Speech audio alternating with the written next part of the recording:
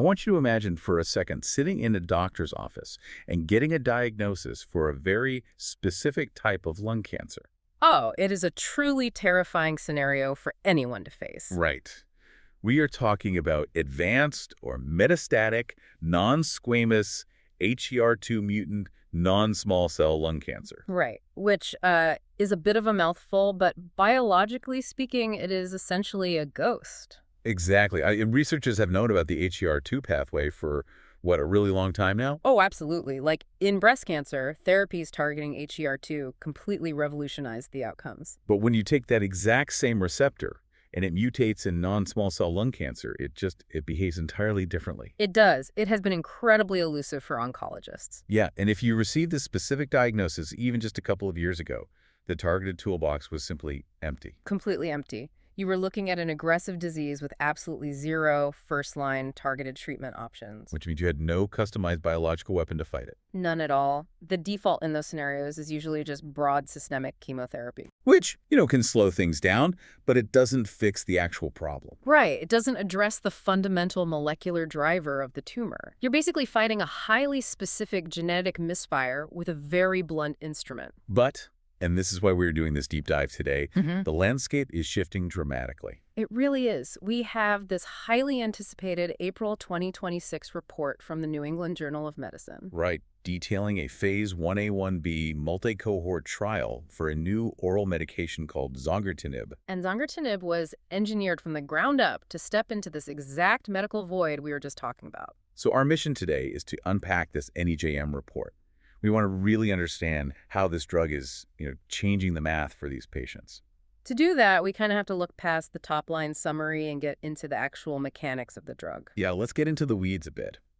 The report defines Zongertinib as an oral, irreversible tyrosine kinase inhibitor. Or a TKI. And for those of you who track the evolution of targeted therapies, that term is definitely familiar. But the application here is highly, highly specific. Before we look at the trial results, we need to understand why this specific cancer was such an unmet need. Right, we have to look at the structural biology of the HER2 mutation to see why the older TKIs just failed here. So tyrosine kinases are essentially the cellular communication lines, right? Exactly. They are enzymes that basically act as an on switch for cellular growth and division. And in this specific lung cancer, a genetic alteration creates this deformed receptor. Yeah, it's like a broken switch that gets permanently stuck in the active state. Just constantly signaling the lung cells to multiply uncontrollably. So the goal of any TKI is to get inside the cell, find that specific kinase, and physically block it. Right, it cuts the communication line. But the historical problem has always been selectivity. Because the mutated HER2 receptor looks incredibly similar to a normal, healthy receptor. Exactly. Right? The wild-type epidermal growth factor receptor, or wild-type EGFR.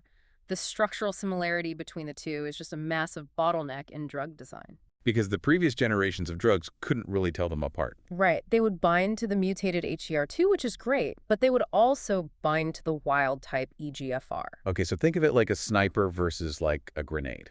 Oh, that is actually a really good analogy. Right, like instead of bombing the whole area and hitting both the healthy and the mutated receptors, Zongertinib is like a highly trained sniper. Yes. It selectively targets and inhibits the HER2 mutation while deliberately sparing the wild-type EGFR. It's like a 3D printed molecule designed with atomic precision. It only fits the warped grooves of the mutated lock. And the clinical implications of that atomic precision are just massive because wild-type EGFR isn't just floating around uselessly. Right, it has a job. A very important job. It maintains healthy tissue, especially for the rapid cellular turnover you need in the skin and the GI tract. So when older drugs jammed up the wild-type EGFR, patients would get these severe skin toxicities like debilitating rashes and intense gastrointestinal distress. Exactly. So by selectively sparing the wild-type EGFR, this new drug preserves those healthy tissues. It minimizes those associated toxic effects. Which is huge for the patient. And the report also emphasizes that it's an irreversible inhibitor. Right. It doesn't just block the receptor temporarily and then float away. It forms a covalent bond. It essentially chemically glues itself into that mutated pocket permanently. Until the cell naturally recycles it, yes. Yeah. Which ensures sustained target inhibition. Okay, so the theory is sound. The sniper works. But how did it perform on the actual battlefield? Right. Let's look at the living human body. This brings us to cohort 2 of the trial. They took 74 previously untreated patients. Meaning this was their first-line defense against advanced or metastatic HER2-mutant NSCLC. And they gave them 120 milligrams of Zongertinib once daily, just one pill a day. With a data cutoff date of August 21st, 2025. So this is highly contemporary data. Let's break down the endpoints into plain English for everyone listening. The primary endpoint was a confirmed objective response, assessed by blinded independent central review. Yes, the blinded independent central review is a critical layer of rigor here. Because it means you have external radiologists who don't know the patients and don't know the treatment, evaluating the scans, right? Exactly. They aren't looking for subtle, subjective improvements in how the patient feels. They're looking for hard, volumetric reductions in the tumor mass. So what were the actual numbers? The confirmed objective response was 76%. Wow. Wait, 76%? Yes, with a 95% confidence interval of 65 to 84.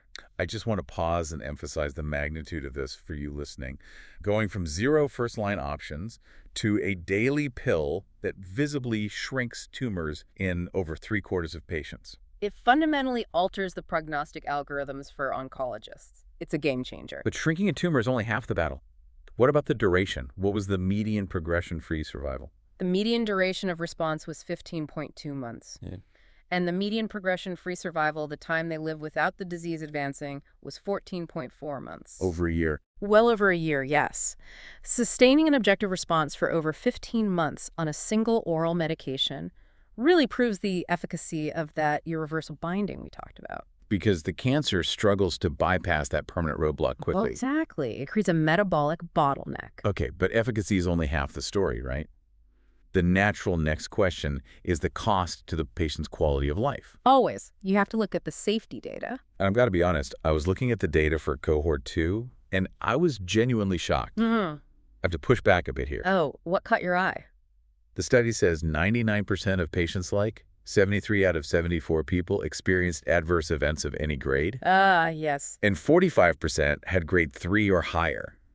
That sounds like almost everyone is getting severely sick. How is this a win? Okay, that is a very fair reaction, but this is a great teachable moment about how we synthesize clinical data. Okay, walk me through it, because 99% sounds bad. It does sound alarming, but we have to separate general adverse events from treatment-related adverse events. Oh, right.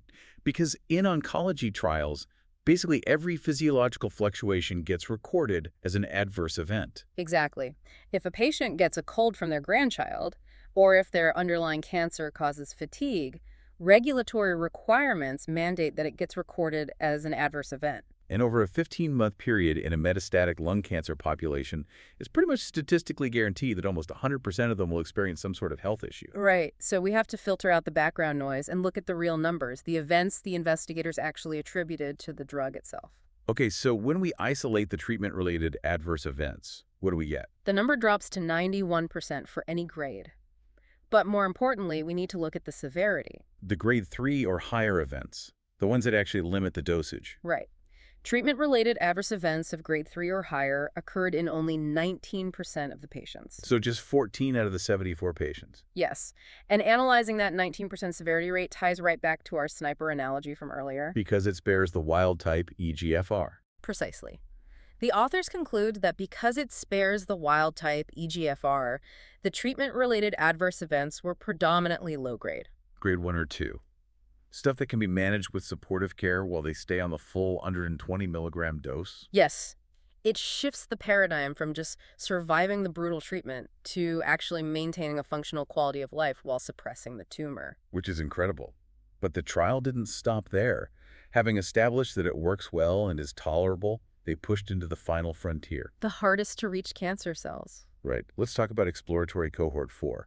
This included 30 patients who had active brain metastases. And they also received that exact same 120 milligram daily dose. Treating brain metastases is notoriously difficult. Getting any drug past the blood-brain barrier is incredibly complex. It is an ultra-tight network of cells designed to keep toxins out of the brain. Most systemic therapies simply bounce right off it. Or they get grabbed by these efflux pumps that literally throw the drug back into the bloodstream. Exactly. So historically, the therapeutic options shrink to whole brain radiation or radiosurgery, which carry huge neurological risks. So what were the results for cohort 4? Could this drug actually penetrate the barrier? It really did. Out of those 30 patients, 47% had a confirmed intracranial objective response. Wait, almost half the cohort saw their brain lesions shrink. Yes. And they used the response assessment in neuro-oncology brain metastases criteria to measure it. RANO-BM, right? Right. Which is super stringent. It factors in new lesions, neurological symptoms, everything. It is a massive validation. It proves the drug is maintaining a therapeutic concentration right inside the brain tissue. And did the safety profile hold up? Because sometimes when a drug gets into the brain, you see a spike in severe toxicities. The safety held up beautifully. Only 17%, just 5 patients, had treatment-related adverse events of grade 3 or higher. Wow. So it's perfectly consistent with the 19% we saw in the systemic cohort. Exactly. The molecular selectivity is not compromised at all when it crosses into the central nervous system. So just to briefly recap all of this for you listening, Zongertinib provides a highly effective, first-of-its-kind, targeted oral treatment for HER2-mutant non-small cell lung cancer. Boasting sustained efficacy, tumor shrinkage in 76% of patients, and a predominantly low-grade safety profile. And it even shows incredible promise for treating active brain metastases.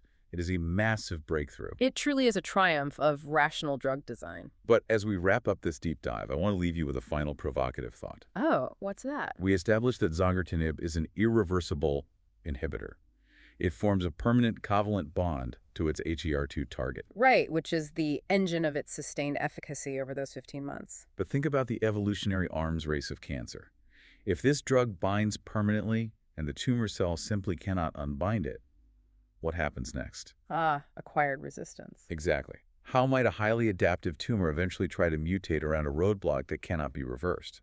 Does it rely on a completely different growth pathway? Does it physically alter the shape of the pocket in the next generation of cells? It's the perpetual frontier of oncology. When you permanently lock the front door, the cancer starts checking the windows. It's a fascinating biological pressure cooker to think about. It really is. Something for you to ponder until next time.